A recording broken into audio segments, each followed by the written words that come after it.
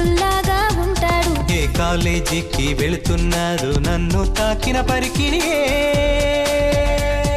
తొలిసారి ప్రేమ భయం లేదు హృదయంలో.